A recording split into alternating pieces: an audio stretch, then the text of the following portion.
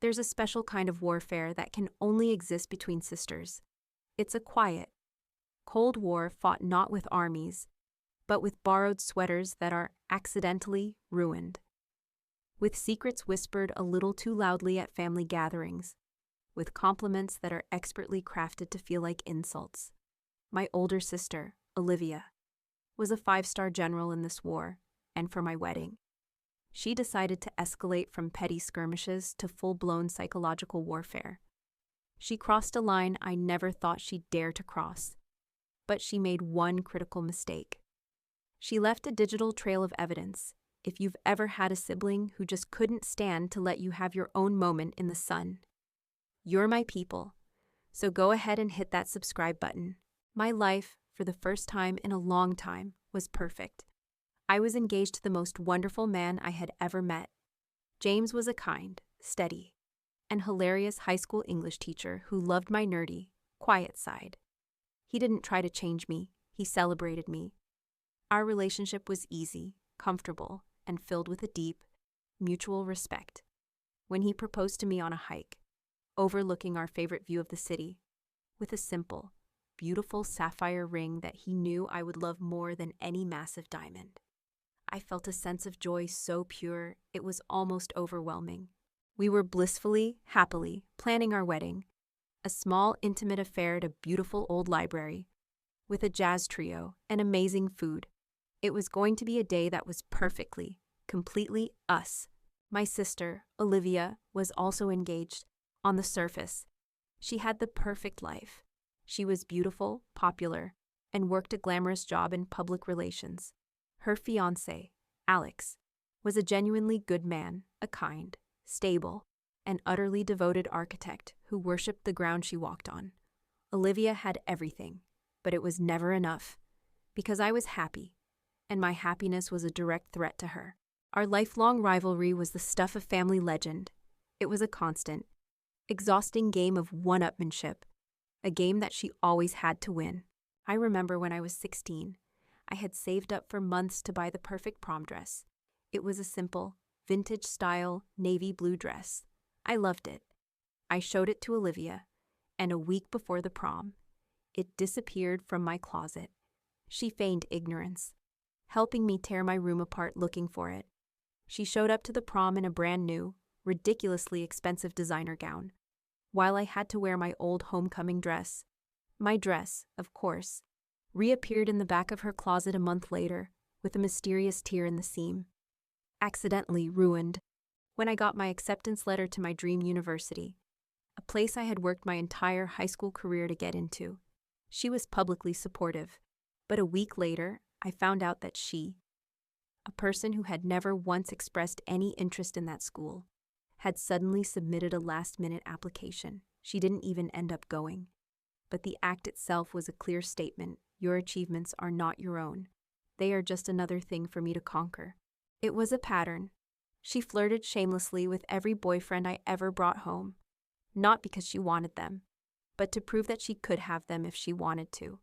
It was a constant, subtle, and deeply corrosive campaign to undermine my happiness.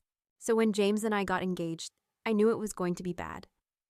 And when, a month later, she announced her own engagement to Alex, I knew it was going to be a nightmare.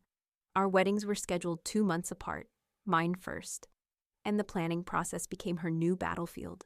If I booked a great band, she had to book a more famous one. If I chose a beautiful invitation suite, she had to find a more expensive, more elaborate one. Her entire engagement was a performance designed to one-up mine. But I was determined not to let her ruin this for me. This was about me and James. This was our moment, and in a moment of what I can only describe as temporary, optimistic insanity, in a desperate attempt to finally bridge the gap between us. I asked her to be my maid of honor. I thought, foolishly, that giving her such an important role would force her to be supportive, that it would make her feel included. What it actually did was give her a front row seat and a backstage pass to my entire wedding. It gave her the access she needed to plan her greatest act of sabotage yet. The centerpiece of any wedding, of course, is the dress. I found mine at a small independent bridal boutique. The moment I saw it, I knew it wasn't a big, poofy princess gown. It was an elegant, vintage-inspired sheath made of delicate, handmade lace, with a row of tiny, seed pearl buttons down the back. It was unique. It was timeless. It was me. When I came out of the dressing room, my mother cried. My best friends, my other bridesmaids, gasped. And my sister, my maid of honor, just stood there, a strange, tight smile on her face. "It's nice," she said, her voice a little too bright. "Very the simple. Are you sure you don't want something with a little more drama?" "I'm sure," I said, my happiness too big to be punctured by her subtle jab.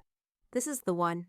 Because our parents' house was larger and had more storage space, I made the fateful decision to have the bridal boutique deliver the professionally steamed and preserved dress there for safekeeping in the week leading up to the wedding. I thought it would be safe there. I thought I was protecting it. I was actually delivering the weapon directly into the hands of the enemy. I should have known better. I should have seen the cold, calculating glint in her eye as she looked at me in that dress. It wasn't the look of a sister. It was the look of a rival who was already planning her next move in our long, cold war. The week of my wedding was a flurry of joyful, nervous energy. The final preparations were all falling into place. The flowers were confirmed. The RSVPs were all in. And the jazz trio had learned our special song, my fiancé, James, and I were in our own little bubble of happiness. For the first time in a long time, I had managed to push the constant, low-grade anxiety about my sister, Olivia, to the back of my mind. I was so focused on my own joy, so determined not to let her toxic competitiveness ruin my moment, that I let my guard down. That was my mistake. It was 3 days before the wedding. I was in my car, running a few last-minute errands, picking up the guest book, confirming the cake delivery time. I was humming along to the radio, feeling blissfully, wonderfully happy. And then my phone buzzed. It was a picture message from Olivia. I smiled, assuming it was a picture of the bridesmaid bouquets or something equally innocuous. I opened the message, and the world stopped. It was a selfie. But it wasn't just any selfie. Olivia was standing in front of the full-length, antique mirror in our old childhood bedroom at my parents' house, the room where my wedding dress was being stored for safekeeping. And she was wearing it. She was wearing my wedding dress. She wasn't just holding it up to herself. She was wearing it, zipped up, perfectly fitted. She had done her hair and makeup to perfection. She was preening, one hand on her hip, her lips puckered into a smug, triumphant smirk. She looked undeniably, breathtakingly beautiful in the delicate lace gown that I had chosen for myself. The violation was so profound, so absolute. It felt like a physical blow.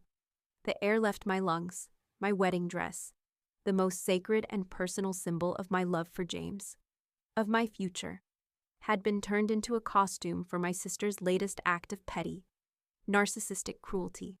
And then I saw the caption she had typed underneath the photo, the final, devastating twist of the knife. "Just trying it on for fun, honestly. I think it fits me better than it fits you. Maybe I should be the one to marry James, after all, LOL. The LOL at the end? The casual, joking cruelty of it. It was designed to hurt me in the deepest, most personal way imaginable. It wasn't just an attack on my wedding. It was an attack on my body, on my self-esteem, on my worthiness to be a bride, to be loved by the man I was about to marry. It was a culmination of every single jealous, competitive act she had ever committed, all rolled into one monstrous, unforgivable text message.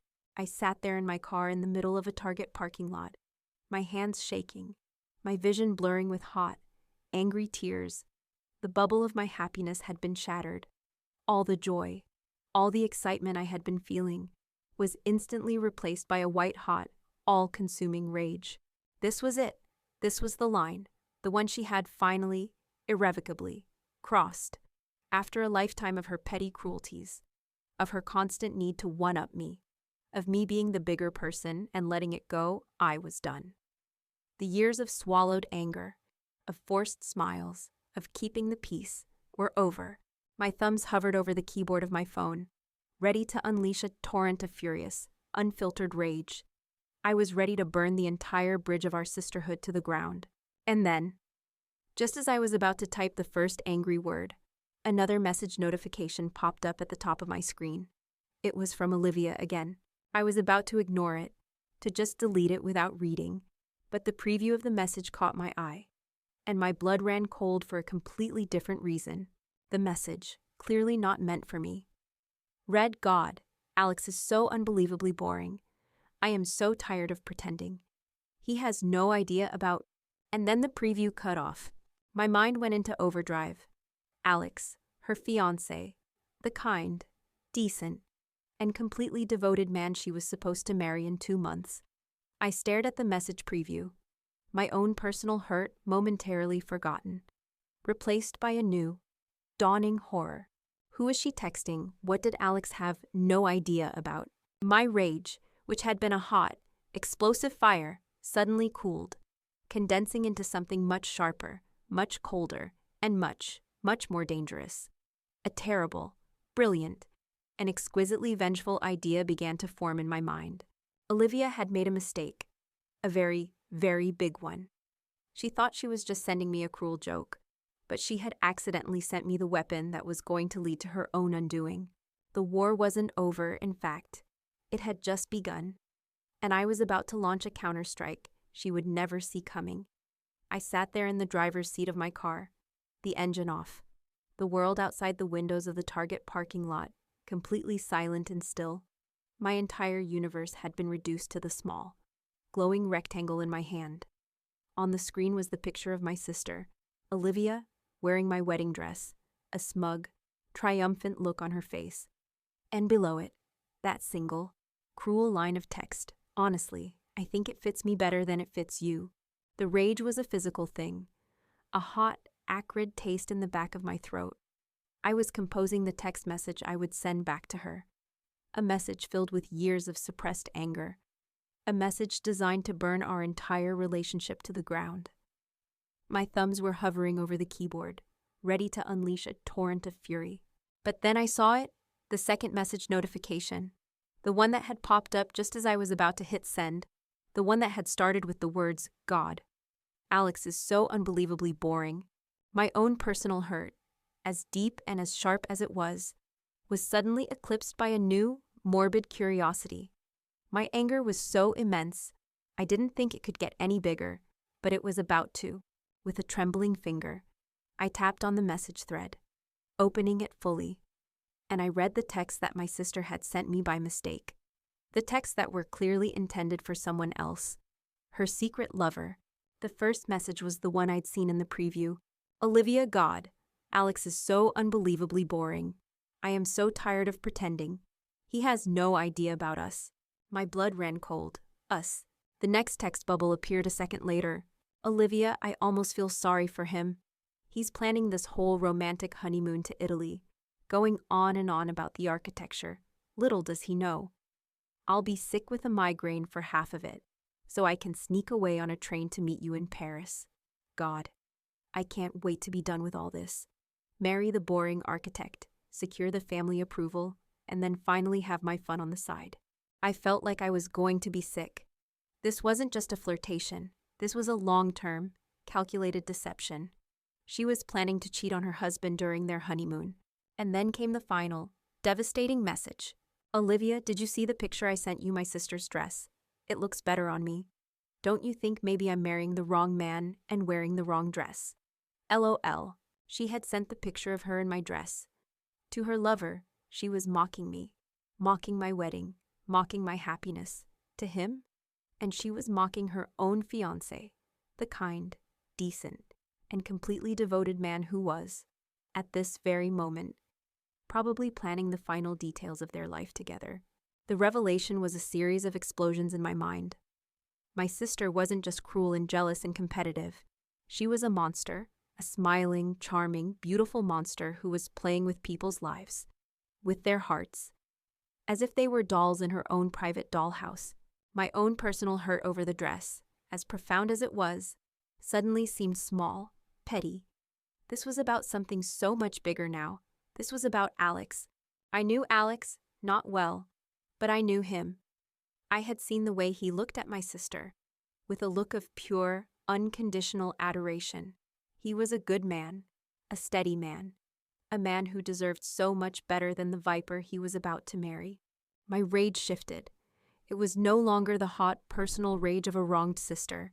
It became a cold, clear, and deeply righteous fury. This wasn't about me anymore. This was about justice. I knew with absolute certainty what I had to do. Confronting Olivia was pointless. She would lie, she would deny it, gaslight me, twist the story until I looked like the crazy, jealous one. Telling my parents was also a non-starter. They would be horrified. Yes, but their first instinct would always be to protect the family's image. They would try to sweep it under the rug, to handle it quietly, to convince me to stay silent to avoid a public scandal so close to two family weddings. Nope, there was only one person who deserved to know the truth. The one person whose entire future was about to be built on a foundation of lies. Alex. I took a screenshot of the text message conversation. I saved the photo of Olivia in my dress. I saved every single, damning word. I now held a bomb in my hands, a bomb that would blow up my sister's perfect, curated life, and I was going to light the fuse. The decision was a terrifying one. This would not be a small family squabble. This would be a full-scale, catastrophic event. It would ruin my sister's engagement. It would cause a rift in my family so deep it might never heal. It would be the ugliest, most difficult thing I had ever done. But as I sat there, I thought of Alex. I thought of his kind eyes, of his gentle nature, and I thought of him standing at an altar in 2 months, dedicating his life to a woman who was already planning her honeymoon affair. I couldn't let that happen. My own wedding was in 3 days. My own joy, my own future, was right there, waiting for me. But I knew I couldn't walk down that aisle. I couldn't say my vows to James, knowing that I had stood by and let a good man walk into a trap. I scrolled through my contacts and found his number. Alex, Olivia's fiancé. My thumb hovered over the call button. The hurt from the dress incident was still a sharp, aching pain in my chest, but it was now overshadowed by a new, powerful, and unshakable sense of purpose. My sister had tried to ruin my wedding day, but she had made one fatal mistake. She had accidentally given me the power to ruin her entire life, and I was going to use it. I sat in my car for what felt like an eternity, the incriminating text messages glowing on my phone screen like a radioactive secret. My own wedding was just 3 days away. My mind should have been filled with thoughts of flowers and music, and the man I was about to marry instead.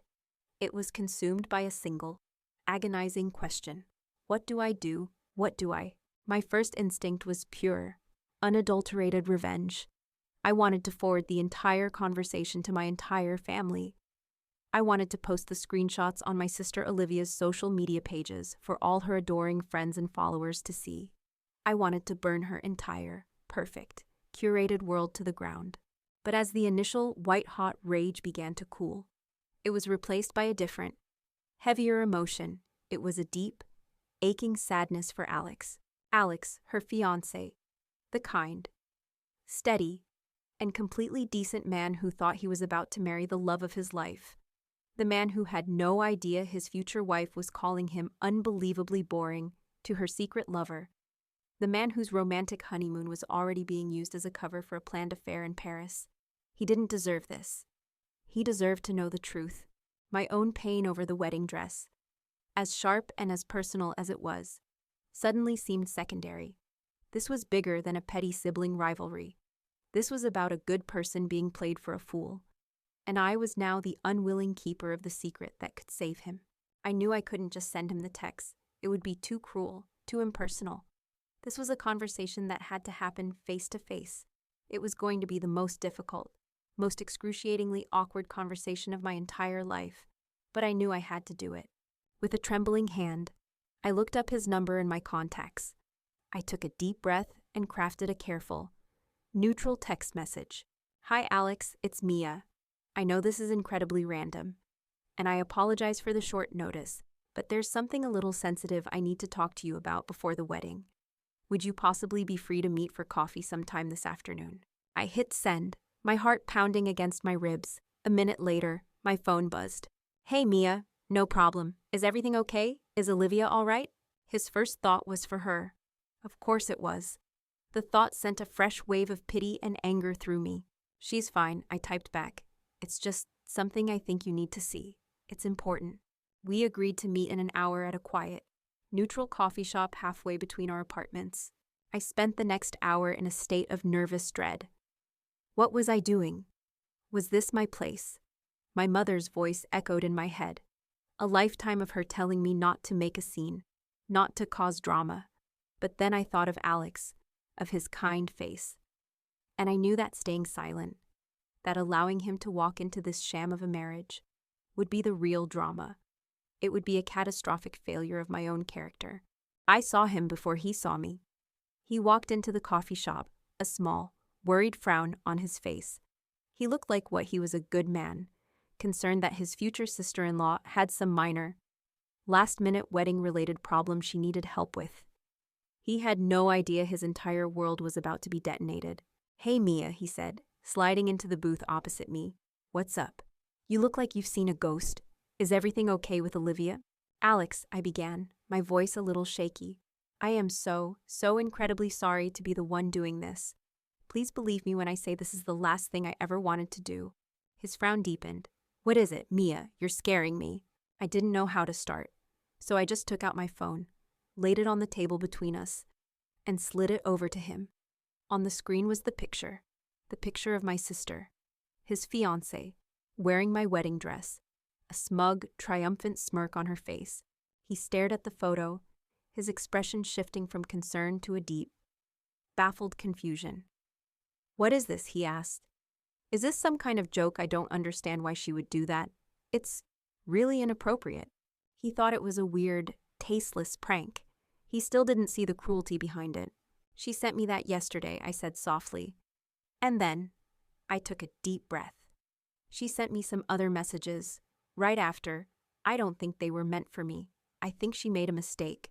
I slid my finger up the screen, revealing the text conversation that followed the picture. I watched his face as he read. I watched as his brow furrowed in confusion at the words. "God, Alex is so unbelievably boring." I watched as his eyes widened in shock at the phrase. "He has no idea about us."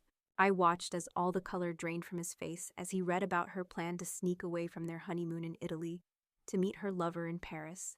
And I watched as his entire world, his entire future, crumbled into dust as he read the final, damning message.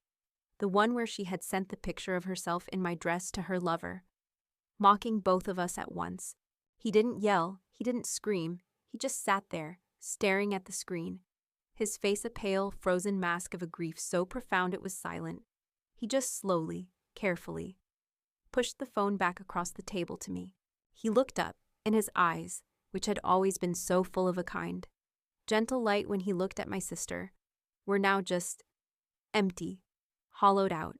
He had been so thoroughly, so completely, so monstrously betrayed.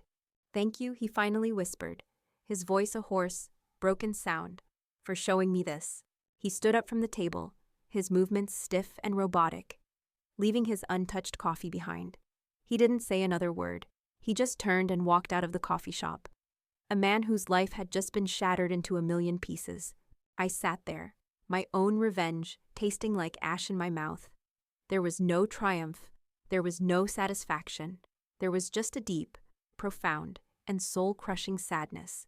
I had done the right thing, but it was a terrible, ugly, and necessary thing. And the fallout was just beginning. I went home from the coffee shop feeling hollowed out and emotionally exhausted. There was no sense of triumph, no satisfying thrill of revenge, just the heavy, somber weight of knowing I had just detonated a bomb in the middle of 4 people's lives. I had done the right thing. I knew that. But the right thing and the easy thing are rarely the same. My wedding was in 2 days. I tried to focus on it, to push the drama with my sister out of my mind and recapture the joy I had felt just 24 hours earlier. I went to the final walkthrough at the library venue. I called my caterer to confirm the final head count. I tried to be a normal, happy bride, but the cloud of what was about to happen lingered over everything. The first wave of the fallout hit that evening. My phone rang. It was Olivia. I braced myself and answered. The voice on the other end was not the smug, condescending tone of my sister. It was a sound I had never heard from her before, a raw, ragged, hysterical shriek of pure rage. "What did you do?" she screamed into the phone, her voice a torrent of fury. "What did you say to him? Alex just broke up with me. He came to my apartment, packed his things, and just left. He called me a liar and a cheat. This is your fault, Mia. You've always been jealous of me and my happiness, and you finally found a way to ruin it." I listened to her tirade, to the vitriol, to the complete and utter lack of remorse for her own actions. She wasn't sorry for what she did. She was just sorry she got caught. And in that moment, any lingering guilt I might have had about showing Alex the text vanished completely. "My fault?" I asked, my voice dangerously calm. "Olivia, I didn't have to say a single word. I just showed him what you yourself wrote. I showed him the picture of you in my wedding dress, mocking me. And I showed him your text to your lover. The ones where you called your own fiancé unbelievably boring and detailed your plans to cheat on him during your honeymoon. I didn't ruin your life, Olivia. You did, with your own cruelty and your own words. You showed him those," she whispered, the rage in her voice suddenly replaced by a dawning, horrified understanding of just how much evidence I had. "Yes," I said. "He deserved to know who he was really marrying." "You are a vindictive, evil," she began, but I cut her off. "No, Olivia," I said, my voice now firm, with a finality that brooked no argument. "I am done. I am done with you. I am done with your games. I am done with your endless, toxic need to be the center of attention. I have a wedding to get ready for, the one you tried so hard to ruin. Don't ever call me again. We have nothing more to say to each other." I hung up the phone before she could respond. And then I did something I should have done a decade ago. I blocked her number. The next wave of the fallout, as expected, came from my parents. My mother called, her voice a frantic, panicked whisper. "Mia, what is going on? Olivia is a complete mess. Her wedding is off. Alex left her, and she's saying you had something to do with it. You need to fix this. Think of the embarrassment. Think of all the canceled invitations." She wasn't worried about the fact that her daughter was a serial cheater. She was worried about the social embarrassment of a canceled wedding. "There is nothing to fix, Mom," I said, my voice tired but firm. "Olivia made her choices. Now she has to live with the consequences. My only concern right now is my own wedding, to my own wonderful fiancé. You are welcome to be there to support me, but if you mention Olivia, or this drama, or anything other than your love and support for me and James, I will ask you to leave. That is my one and only boundary. The choice is yours." I had never spoken to my mother that way before. The silence on the other end of the line was a testament to her shock. My wedding day, 2 days later, was beautiful. It was a small, intimate, and perfect day. The cloud of my sister's toxic presence, a cloud that had been hanging over my entire life, was finally gone as I stood in my beautiful lace dress, the dress that was once a symbol of her cruelty. I felt nothing but a sense of peace. It was just a dress again, a beautiful dress I was wearing to marry the man I loved. My parents were there. They were subdued, quiet, and walked on eggshells around me all day. They didn't mention Olivia once. The power dynamic between us had been completely and permanently altered. They knew I was no longer the daughter who would swallow her own feelings to keep the peace. As we were at the reception, laughing with our friends, my phone buzzed. I pulled it out. It was a text from a number I didn't recognize. I opened it. The message was short and simple. "Mia, I heard you got married today. I just wanted to say congratulations and thank you. You did a hard thing and a good thing. I hope you have a lifetime of happiness. You truly deserve it. Alex." I looked at the message, a small, sad, but validating smile on my face. I showed it to James. He read it, and then he pulled me in and kissed me. "I am so proud of you," he whispered. I had walked into the hardest week of my life, facing a cruel and unimaginable betrayal from my own sister, but I had walked out of it with my head held high, with my integrity intact, and with the love of a good man. My sister had tried to ruin my wedding, but instead, she had only managed to ruin her own life, and I was finally, truly, gloriously free from her shadow. The day after my wedding was the first day of my new life, A life where the constant, buzzing anxiety of my sister's next move was finally, blessedly, gone. The quiet that settled in my heart was a profound and welcome peace. James and I went on our honeymoon, a simple, beautiful trip to a quiet cabin in the mountains. We hiked, we cooked, we read books by a fireplace. It was the antithesis of the grand, performative European tour my sister had been planning. It was real. It was us. And it was perfect. During that week, away from the noise and the drama, I finally had time to process everything that had happened. The hurt over the wedding dress was still there, a faint, pale scar.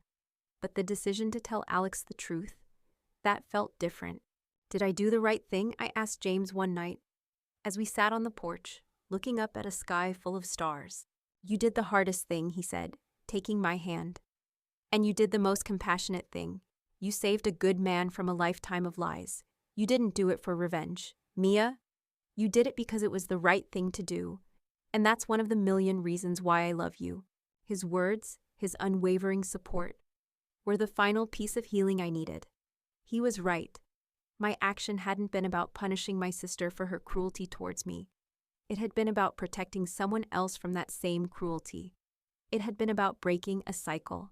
When we returned home, the fallout from Olivia's implosion was a quiet, sad reality. Her wedding was, of course, cancelled. The news of her affair, which Alex had quietly and privately shared with his own family and close friends, had spread through their social circle like wildfire.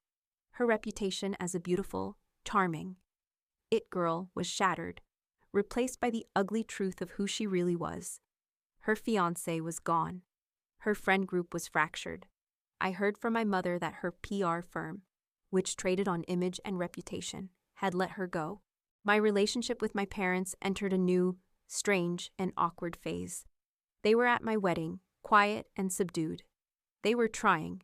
They called me, their voices hesitant, careful. The old, easy condescension was gone, replaced by a fearful respect they didn't know what to do with. They were walking on eggshells, terrified of saying the wrong thing, of provoking the daughter who had proven she was no longer willing to be a doormat. My mother called me about a month after the wedding. Olivia is not doing well, she said, her voice a low whisper.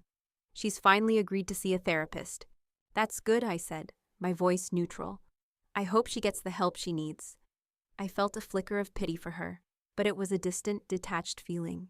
I wished my sister well, but from a safe and permanent distance. The boundary I had set was not just for me, it was for her, too. A few months later, my wedding dress came back from the cleaners. It was pristine, perfect, the stain completely gone, as if it had never been there. I hung it carefully in the back of my closet. It was no longer a symbol of my sister's jealousy or my own humiliation. It was a reminder of the moment I stopped letting someone else's toxicity dictate my own happiness. A reminder of the day I found the strength to not just stand up for myself, but for someone else. My sister tried to steal my wedding dress, a symbol of my joy, and make it about her own bitterness and jealousy, but her own actions, her own lies, brought her perfect world crashing down around her.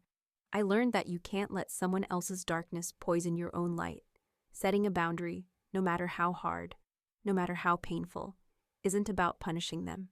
It's about protecting your own peace.